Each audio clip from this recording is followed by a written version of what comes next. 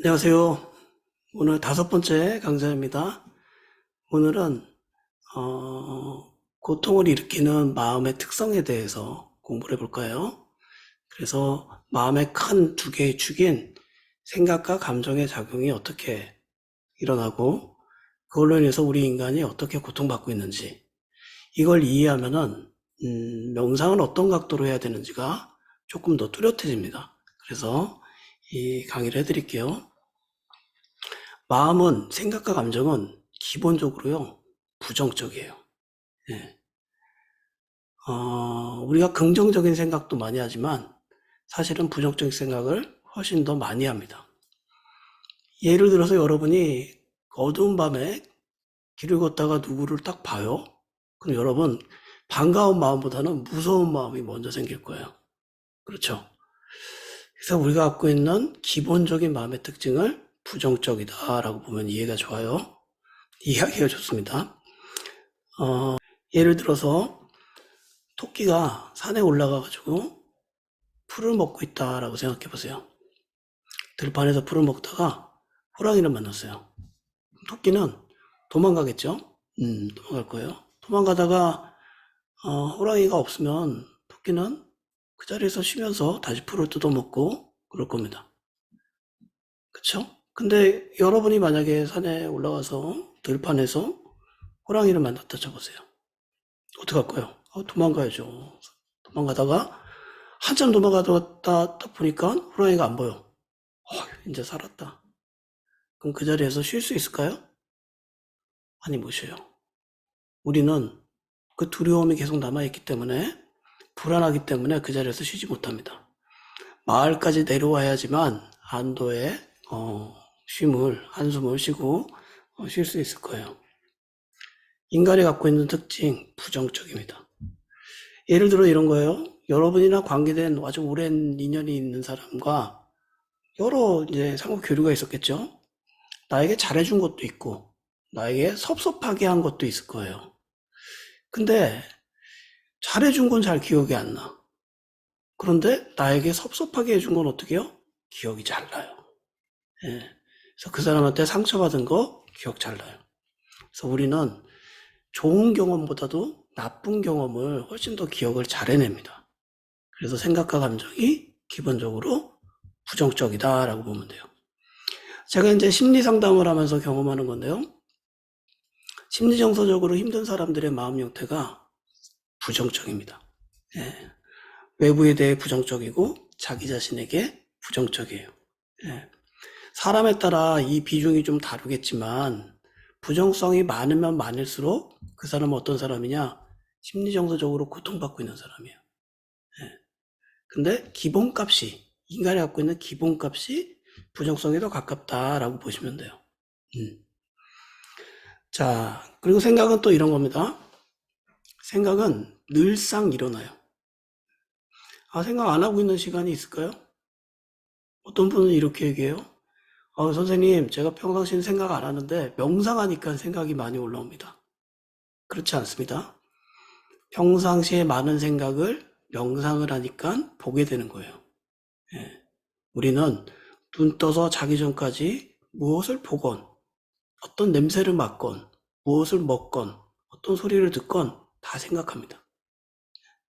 그래서 생각을 연구하는 학자에 의하면 우리가 하는 생각의 97%, 그 정도는 별로 가치 없는 생각을 많이 한다라고 봐요. 생각 그냥 막 일어나는 거예요. 예. 계속 뭘 봐도 생각하고. 그 생각을 뭐라고 표현하냐면 몽키 마인드라고 합니다. 원숭이와 같다라고 봐요. 원숭이가 여러분 가만히 있던가요? 동물원에서 보면은 막 줄 타고 다니고 까불고 장난치고 막 그러죠? 우리의 생각, 우리의 마음이 그런 거예요. 또 참새와 같다라고 합니다. 참새도 보면은 가만히 있지 않고 계속 날아다니고 지저귀고 장난치고 그러죠. 예. 우리의 생각은 계속 뭔가를 알고 싶어 하고 뭔가를 하고 싶어 하는 그게 음, 기본적인, 패턴이라 이렇게 이해하시면 돼요. 또 하나는 이런 생각을 여러분 누가 할까요? 이게 여러분 명상을 공부하는데 가장 중요한 명제예요. 생각은 누가 하는 건가? 아유, 선생님, 생각은 당연히 내가 하죠. 생각은 누가 합니까? 자, 생각을 내가 한다면 내가 원하는 생각은 할 수 있고 내가 원하지 않는 생각은 안 할 수 있어야 되죠. 그죠? 그런데 어떻습니까? 우리는 내가 원하지 않는 생각도 많이 하게 되잖아요. 그렇죠? 예. 생각의 원리를 이렇게 표현할 수 있어요. 여러분 손을 바닥이나 책상 위에다 이렇게 얹어서 보세요. 어떤 느낌을 경험할 수 있습니까? 뭐 딱딱함, 차가움, 미끌거림, 이런 거 경험할 수 있죠? 떼보세요. 그리고 나는 이제 느끼지 않겠다라고 마음속으로 결의를 하고 다시 한번 손을 대보세요. 어때요, 여러분? 느껴져요? 안 느껴져요? 느껴지죠? 네, 생각도 이와 같습니다. 내가 생각을 하지 않아야지 한다고 해서 생각이 안 일어나지가 않아요. 오히려 생각은 하지 말아야지 하면 그 생각은 더 많이 일어나는 게 생각의 특징입니다. 여러분이 고등학교 때 지냈던 친구를 우연찮게 길거리에서 만났어요. 내가 이 친구에 대해서 생각해야지 하지 않더라도 그 친구가 몇 학년 때 몇 반이었는지, 나하고는 뭐하고 놀았는지, 집은 어디였는지, 그 친구에 대한 정보가 자동적으로 생각이 날 겁니다. 그렇죠? 내가 해야지 하지 않더라도 자동적으로 나는 거예요. 생각은 내가 컨트롤하기가 어려운 부분이 있는 거예요. 많은 사람들이 자기 생각 때문에 고통받아요. 우리가요, 은연중에 아주 폭력적인 생각도 할 수 있고 아주 야한 생각도 할 수 있어요. 그죠? 근데 내 마음이 그런 생각을 한다는 거에 대해서 못 견디는 거야. 내가 왜 이렇게 음흉한 생각을 하지? 내가 왜 이렇게 나쁜 생각을 하지? 그죠?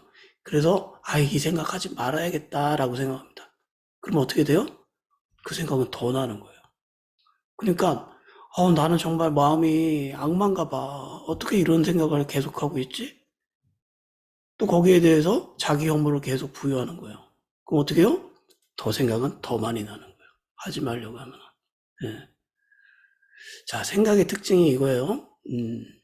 생각은 내가 컨트롤하기가 아주 어렵습니다. 그리고 생각은 나라고 할 수가 없는 거예요. 나라면 내가 생각을 마음대로 조절할 수 있어야 되는데 생각은 그런 부분이 아닙니다. 또 하나는 이제 감정을 볼게요. 감정은 어떤 것이냐? 쉽게 얘기해서 기분이라고 합시다. 기분은 늘상 오르락내리락 해요. 하루에도 여러 번 좋은 기분이 느껴졌다가 나쁜 기분이 느껴졌다가 오르락내리락 합니다. 예. 근데 여러분은 언제 기분이 좋고 언제 기분이 나쁩니까? 네, 간단해요. 기분은 내가 원하는 게 이루어지면 좋고 내가 원하는 게 이루어지지 않을 때 기분이 나쁩니다. 버스 기다리고 있는데 버스가 바로 왔어. 어때요? 기분 좋아요. 엘리베이터 타려고 하는데 문이 바로 열렸어. 어때요? 기분 좋아요. 시원한 아이스 아메리카노 먹고 싶었는데 누가 커피를 갖고 와. 어때요? 기분 좋아요. 내가 원하는 게 이루어질 때 기분이 좋습니다. 반대로 여러분, 내가 원하는 게 이루어지지 않을 때 어때요? 기분 나빠요. 횡단보도를 건너고 있는데 내 앞에 웬 승용차가 가로막고 있어. 여러분 마음이 어때요? 짜증나요. 그죠? 버스 기다리려고 그러는데 내가 타려는 버스가 지금 막 출발했어. 어때요? 기분 나빠요. 예. 기분은 아주 단순한 원리를 갖고 있다라고 하면 돼요. 원하는 게 이루어지면 기분 좋고 원하는 게 이루어지지 않으면 기분 나쁜 거예요. 그렇죠? 근데 사람들은 어떻게 생각하냐? 나는 계속 기분이 좋았으면 좋겠어 라고 생각해요. 근데 기분은 동전의 양면과 같은 거예요. 좋을 때가 있으면 반드시 나쁜 게 있는 거예요. 그러겠죠? 기분이 올라가면 어떻게 해요? 떨어질 때가 있는 겁니다. 기분이 올라가 있는 상태로 계속 유지하고 싶어. 그렇게 해서 하는 게 마약이에요. 도박이나 그때 굉장히 짜릿한 어떤 뇌에서 물질이 나와서 짜릿한 것을 경험한다는 거죠. 하지만 그 상태로 계속 살기는 어렵잖아요. 그렇죠. 그래서 좋은 방법은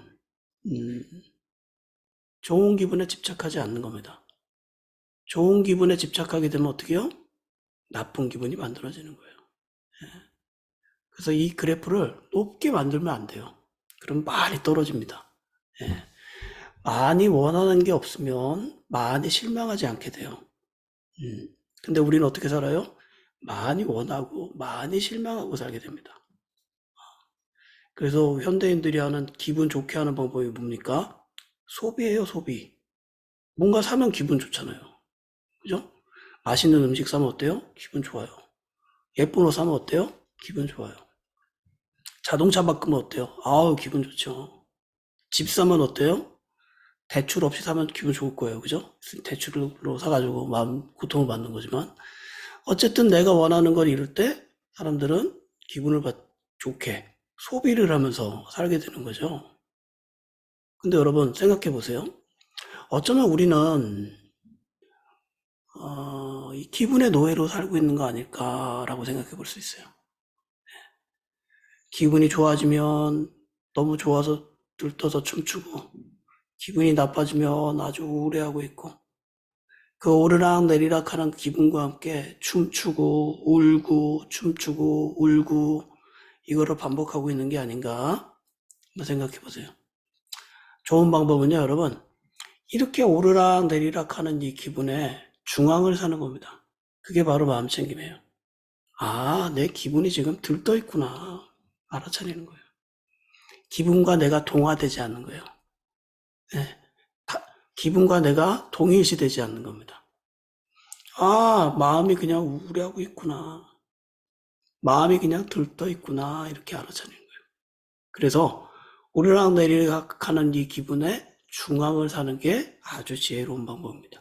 그 방법을 제가 이제 앞으로 계속 알려드릴 거예요. 그게 사실은 수행에 아주 깊은 목적이다라고 보면 될 겁니다. 우리의 마음은 어디에서 고통받느냐? 부정적 생각과 부정적 감정에 의해서 고통받습니다. 어떤 현상, 어떤 사건 때문에 고통받는다라고 생각할 수 있겠지만 사건에 대한 것보다는 훨씬 더 강한 고통은 사건에 대한 생각이 우리를 더 고통받게 합니다. 예를 들어서 이런 거예요. 여러분이 시장에 갔어요. 사람 많은 시장 가서 구경을 하고 있었어요. 그러다가 어느 날 구경하고 있는데 누군가 갑자기 덩치 큰 남자가 오더니 내 뺨을 때리고 도망갔습니다. 어떨까요, 여러분? 짜증나죠. 황당하죠. 어떻게 이런 일이 생길 수 있지? 당황스러울 겁니다. 그러겠죠? 저 인간 저 CCTV 다 뒤져서 저 콩밥 먹게 해야겠다. 내가 아는 건달령들 다 불러서 아주 혼을 내줘야겠다. 이렇게 생각도 할 겁니다.